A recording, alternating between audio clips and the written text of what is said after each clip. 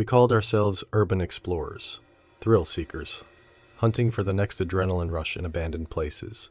It was supposed to be just another adventure, but the Silent City was different. 4 of us made the trip.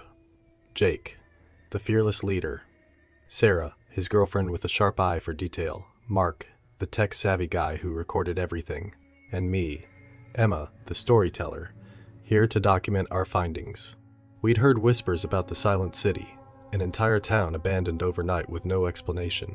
It wasn't on any maps, but Jake found coordinates on an obscure forum. We thought we'd find some cool ruins, maybe a bit of spooky history. We didn't expect to uncover the truth. We arrived at dusk, the setting sun casting long shadows over empty streets. The town was eerily intact, as if everyone had just vanished. Storefronts were still stocked, cars rusting at odd angles, traffic lights frozen in time. It was like a movie set, except for the overwhelming sense of dread. "Okay, let's split up," Jake said, eager as always. "Emma and I will take the main street. Sarah, Mark, you check out the residential area." I didn't like splitting up, but we'd done it 100 times before. As Jake and I walked, the silence pressed in. There was no sound, not even the wind, just the crunch of our boots on the cracked pavement. "Look at this," Jake pointed to a diner. The neon sign flickered weakly. "Open," it said. Inside, the counter was set with plates of food, long rotted and covered in mold. It was like everyone had just left in the middle of lunch. "Why would they leave so suddenly?" I whispered. Jake shrugged. "War? Natural disaster?" "No signs of struggle," I noted. "And the buildings are intact."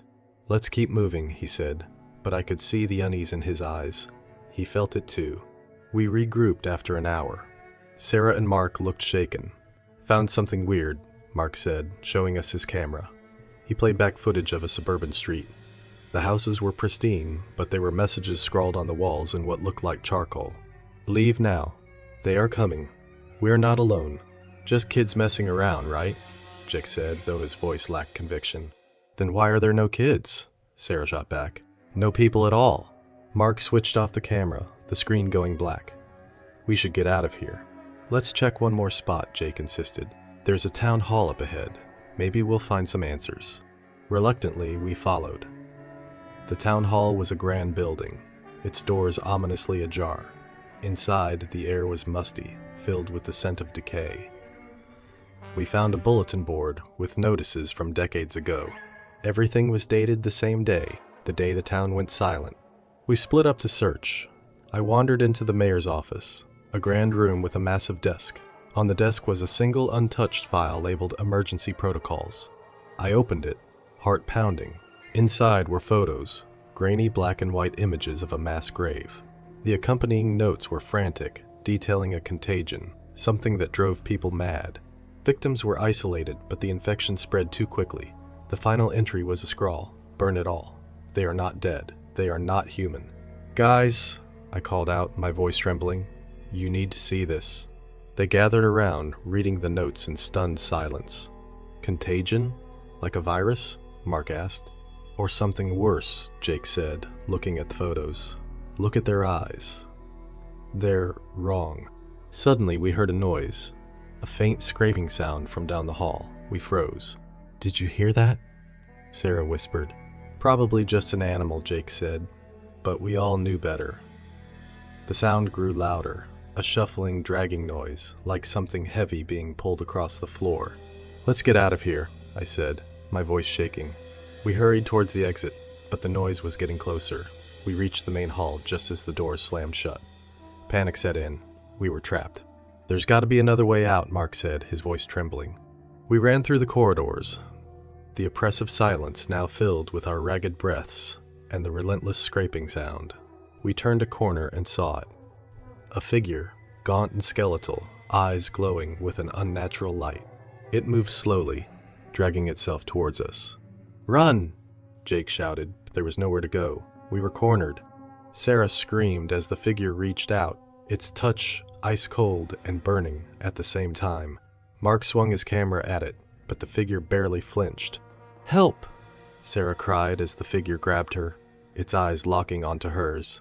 She went limp, her body convulsing as a dark mist seeped from the figure's mouth, entering hers. "No!" Jake yelled, rushing forward, but it was too late. Sarah's eyes rolled back and she crumpled to the floor, lifeless.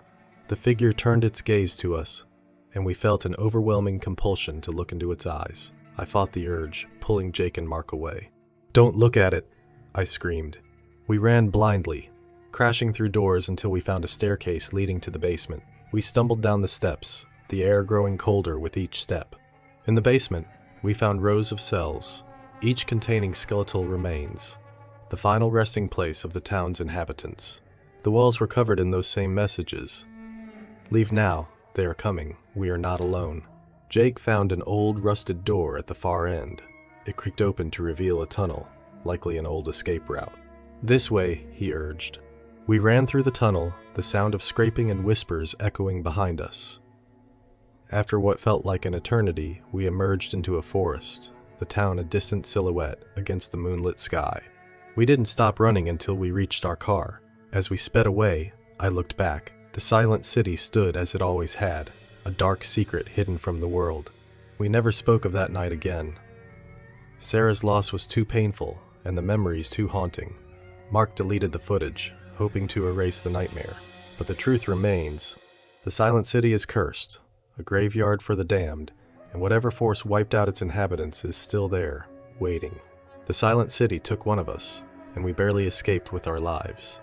The sinister force that wiped out the town's inhabitants is still there, waiting. If you value your sanity, stay away.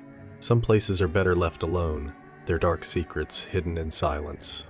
If you ever find a place that feels too quiet, too untouched by time, turn around. Some secrets are best left buried, and some towns should remain silent forever.